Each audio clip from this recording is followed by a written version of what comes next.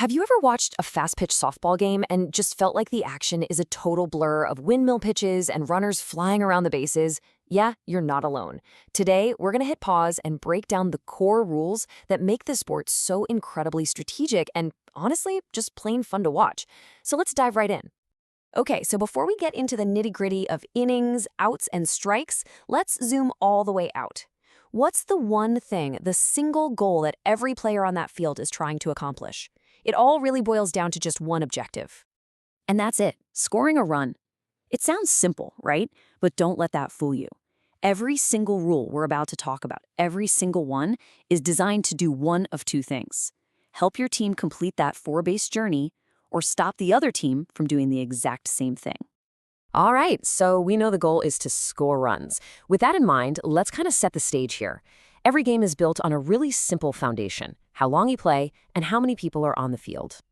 So a standard game, it's 7 innings long.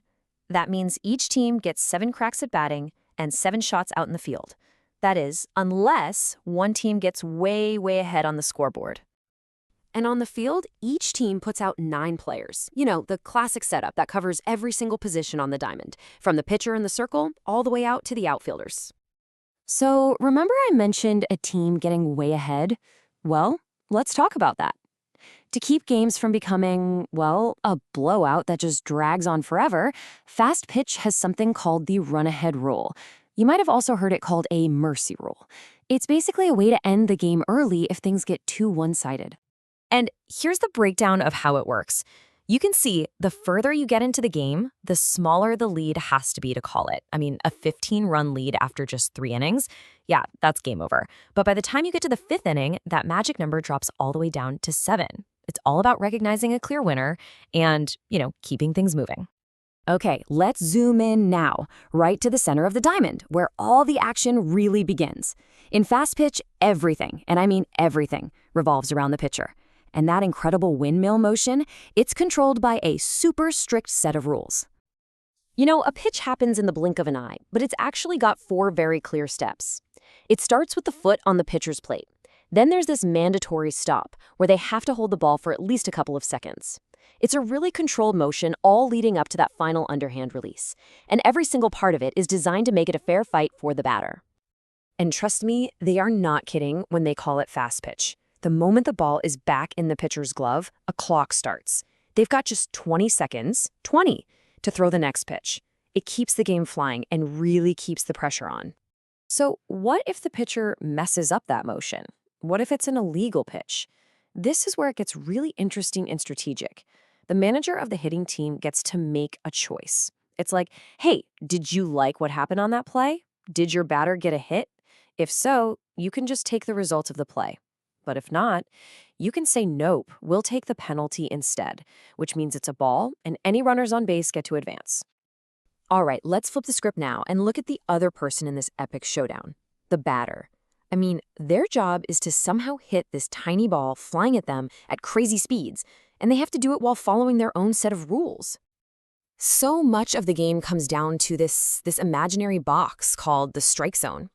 It goes from about the bottom of the batter's chest, their sternum, down to the bottom of their kneecaps, and it's as wide as home plate. And you got to remember, on every single pitch, the ump has to make a split-second call on whether the ball went through that invisible moving target. Not an easy task. So, we all know 3 strikes and you're out. But how do you get a strike? Well, there are a few ways. 1, the obvious one. You swing and you miss.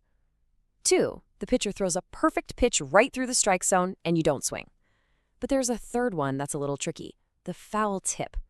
That's when the batter just barely nicks the ball and it goes straight back into the catcher's glove. If the catcher hangs on, that's a strike. Get 3 of any of those and your time at the plate is done. Crack!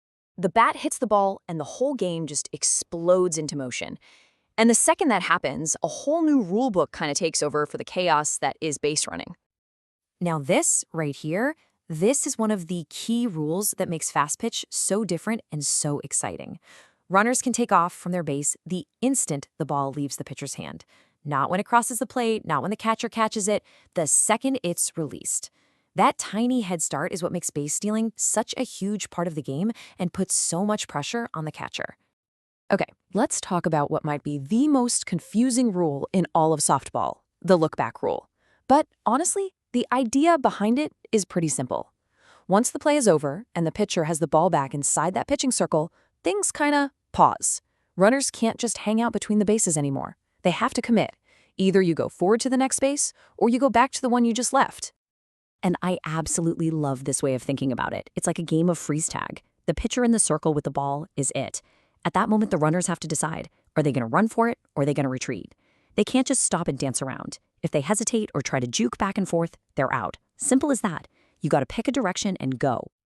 All right, 2 words you'll hear that sound almost the same but mean the complete opposite: interference and obstruction. Here's the easy way to remember it. Interference is when the offense, the runner or batter, gets in the way of a defender trying to make a play. That's a penalty on the offense and the runner's out. Obstruction is the other way around. It's when a defender who doesn't have the ball gets in a runner's way. In that case, the penalty is on the defense and the runner is safe and usually gets the base they were heading to. Okay, so we've talked about the structure of the game, that crazy pitcher's motion, what the batter's trying to do, and all the drama on the base paths. Let's kind of pull it all together now and see how all these pieces fit.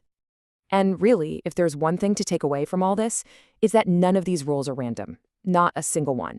From the pitcher's little 2-second stop to that freeze tag rule for the runners, it's all designed to create this incredible, fair contest.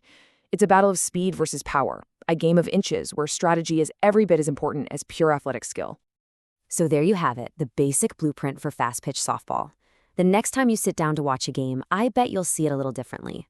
You'll notice the strategy behind every single pitch, the tension in every runner's lead off the base. So now that you know the rules, you're ready to really enjoy the game. The only question is, what are you going to notice first?